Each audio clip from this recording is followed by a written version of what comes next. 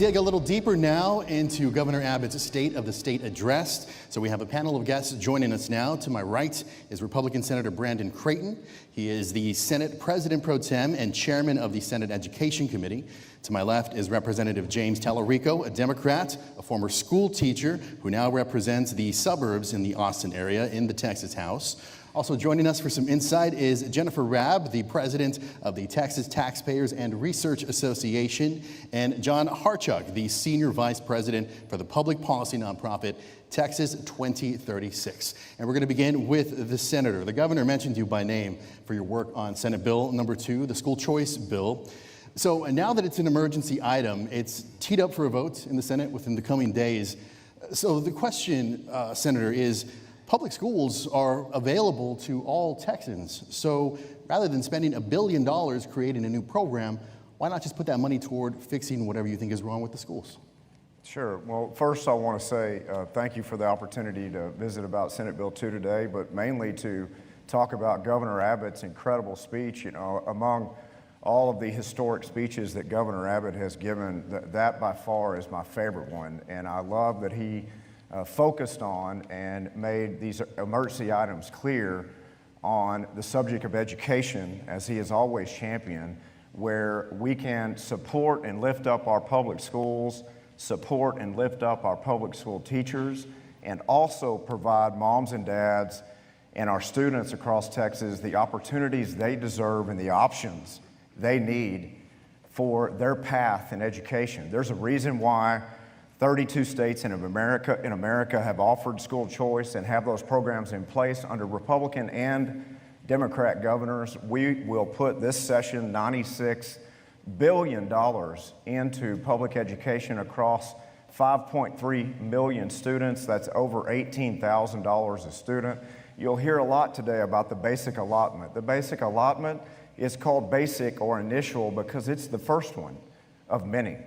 But even Raise Your Hand Texas is published and referred to by many teacher organizations at $11,000 a student across Texas schools. Correct. For a All right, reason. Senator. I'm sorry, we were so tight on time, but I want to talk to Representative Tallarico. You're opposed to universal education savings accounts, but we've seen polls showing that many Texans support giving parents more choices when it comes to their child's education. So why not let parents decide how to spend their tax dollars on their children?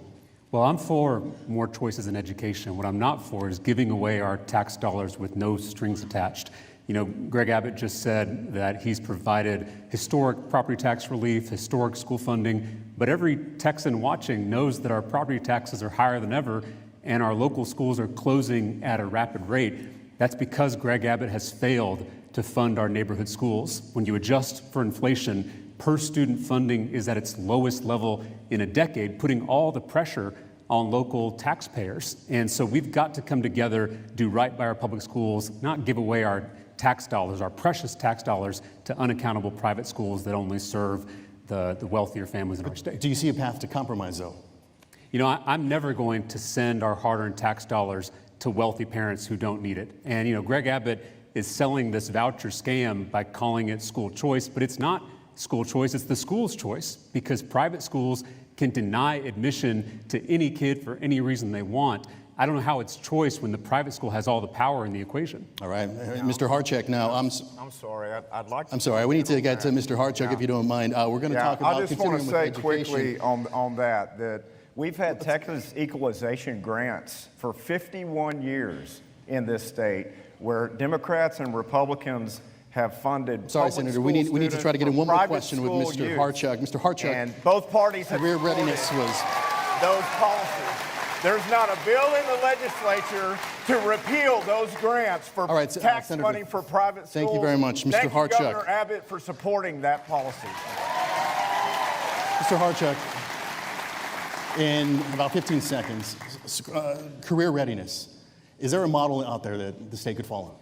The model is Texas. What we are doing after the passage of House Bill 3 in 2019 and House Bill 8 in 2023 is going to set the stage for every child in Texas to graduate from high school with a career line credential of value. And that, plus the water investments and the energy investments that the governor talked about, can set our economy up for decades to come.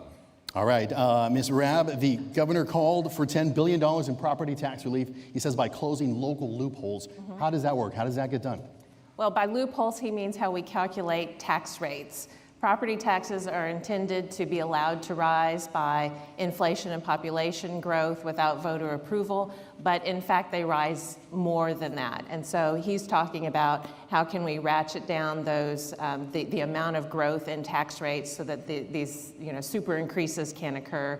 And also he called for a supermajority approval by voters. And I think those would both be good measures. And before we go, Representative Talarico, the priorities, just your thoughts in general. Well, I think I was a former teacher before I ran for office, and I know that these private school voucher scams will hurt I'm so our sorry. public schools. We are running out of time. I wish we had more time. Thank you all, and thank you all.